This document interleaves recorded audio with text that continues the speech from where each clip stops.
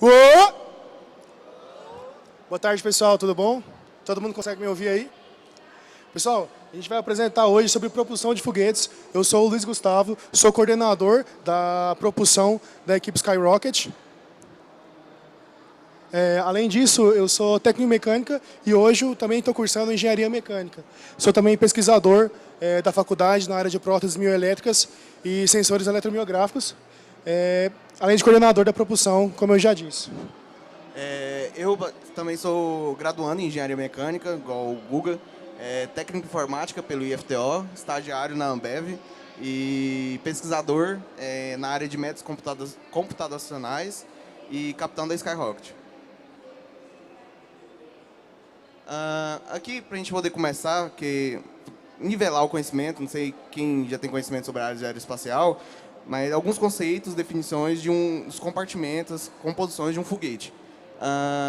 Os foguetes, em gerais, são compostos na propulsão, de uma câmara de combustão, que é essa parte aqui, inicial da câmera, né, em geral. Tem a tubeira que é emendada na câmera, que basicamente a função da tubeira é você fazer que o escoamento do fluido se torne mais rápido para ele poder ter o empuxo gerado pela reação.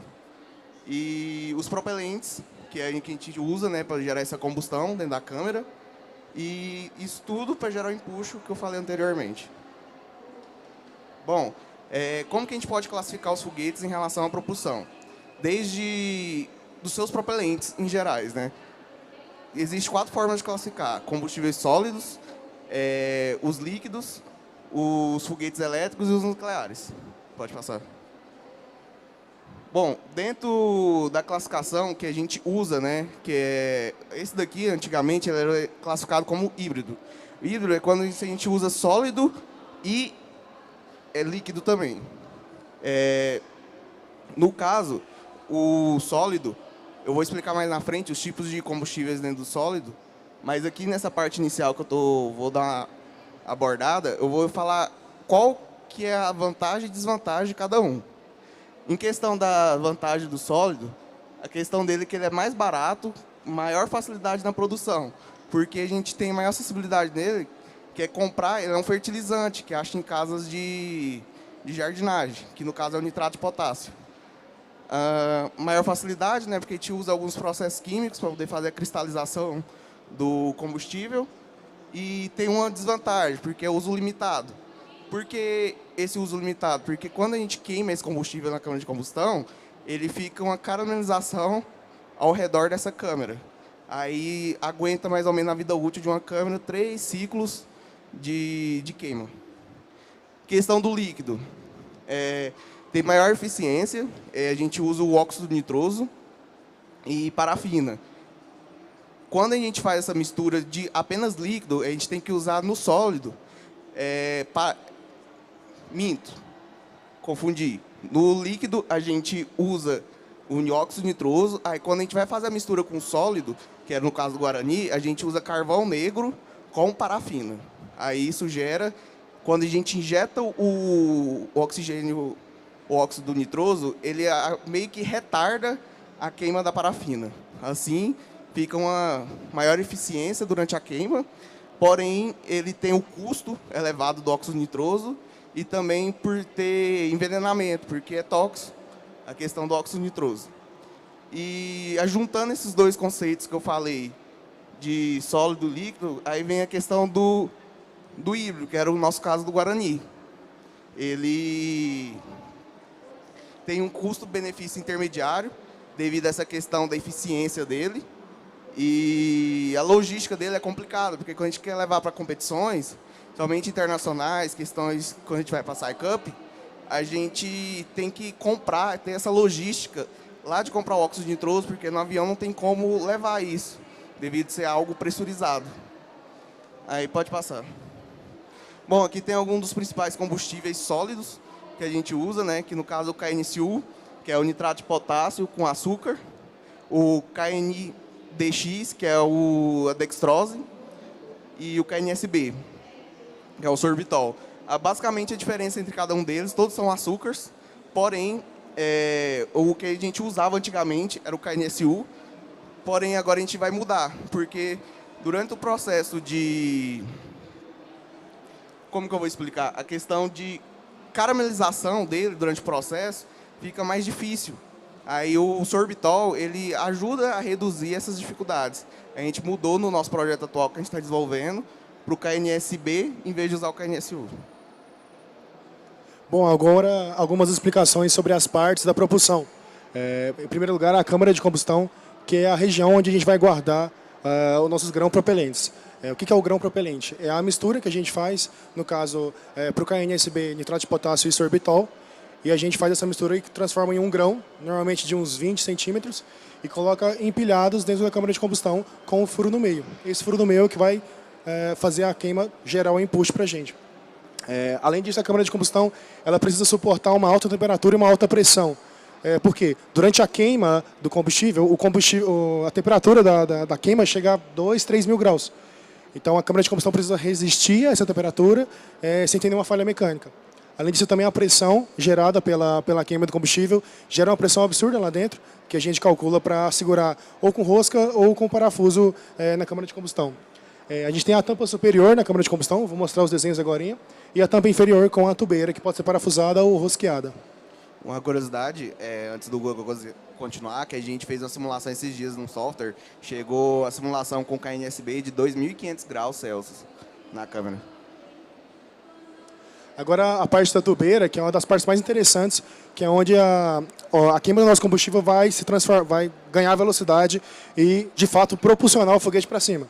A gente também tem que fazer uma tubeira para suportar altas temperaturas, alta pressão. A pressão máxima da queima do combustível acontece na tubeira, antes da garganta. E ela também precisa suportar um ambiente corrosivo devido à queima que está acontecendo. Ela tem um formato convergente e divergente para acelerar o fluido da forma correta.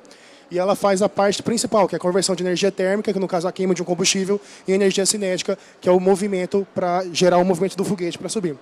Ela é responsável por trazer velocidade, para ganhar velocidade na exaustão do gás. O gás é queimado lá dentro, é um combustível sólido que vai ser queimado, se transforma em um gás na hora da combustão. Esse gás é propulsionado. Quando ele passa na área da garganta, que eu vou mostrar daqui a pouco, ele ganha velocidade para essa compressão da garganta. Bom, aqui é um teste da bancada estática quando a gente fez do Guarani. A gente fez em parceria esse teste com a UNB no laboratório dele, porque lá eles têm um curso de engenharia espacial. Esse teste é basicamente para a gente poder... Pode...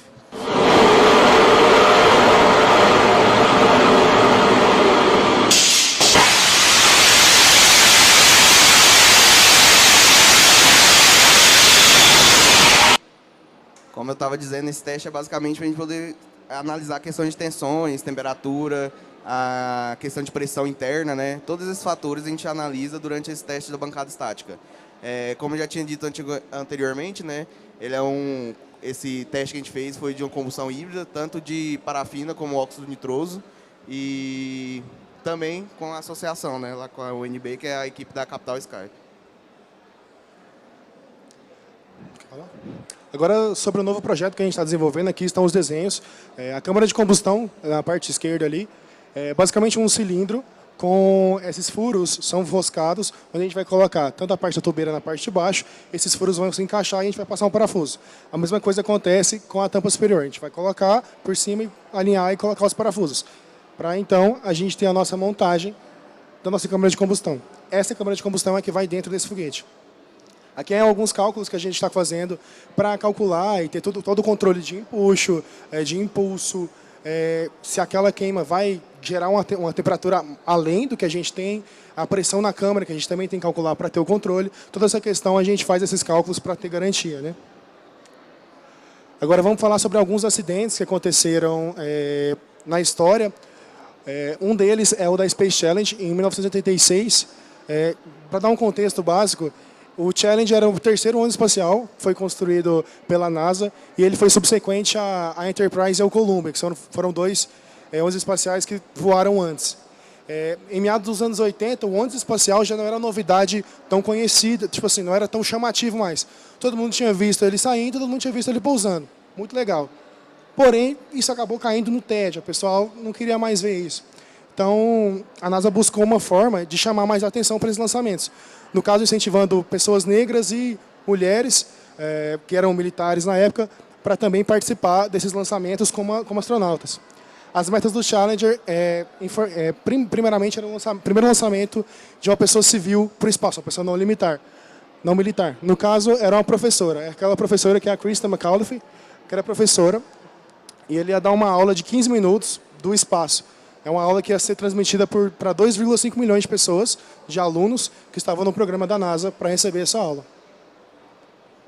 Porém, infelizmente, o lançamento foi cancelado algumas vezes, mas, se eu não me engano, na 7ª ou 8ª tentativa, o dia do lançamento que estava marcado era muito frio, mas mesmo assim eles resolveram lançar. O que acontece quando a gente tem um lançamento num ambiente muito frio? O O-Ring, que é uma parte que segura aquela parte da câmara de combustão, que expande quando essa temperatura está elevada.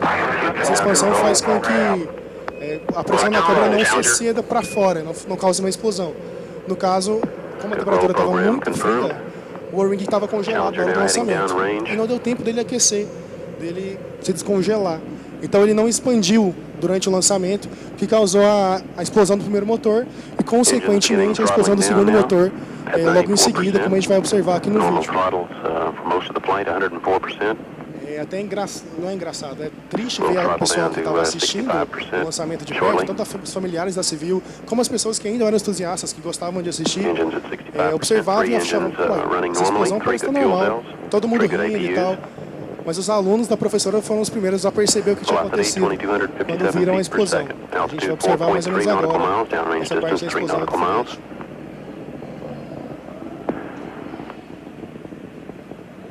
Engines throttling up, 3 engines now at 104%. Challenger, go at throttle up. Challenger, go at throttle up.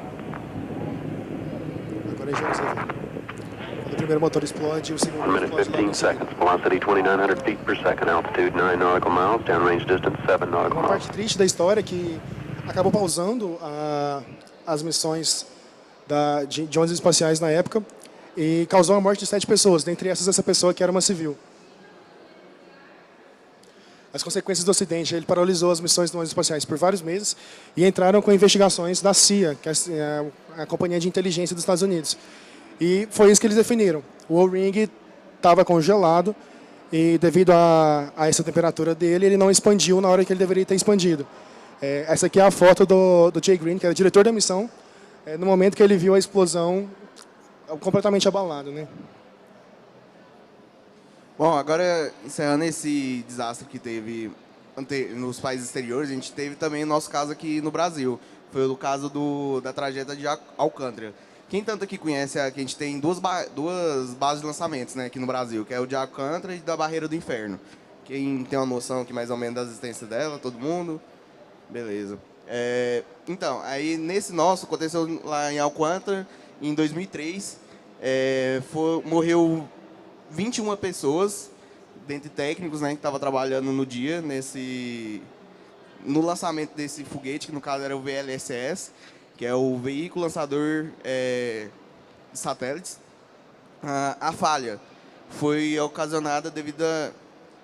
Não se sabe, foram feitas investigações, o Ministério da Defesa, na época, investigou, ver se foi sabotagem no nosso programa brasileiro, né, e não foi encontrado nada. Sobre isso, né? Então deve ter acontecido alguma falha na ignição. Eu vou rodar um vídeo mais daqui a pouco que vai mostrar essas falhas que aconteceu durante o acidente. Mas antes disso, e que eu esqueci de comentar, o VLS, aliás, ele era para poder lançar o nosso primeiro satélite brasileiro no espaço.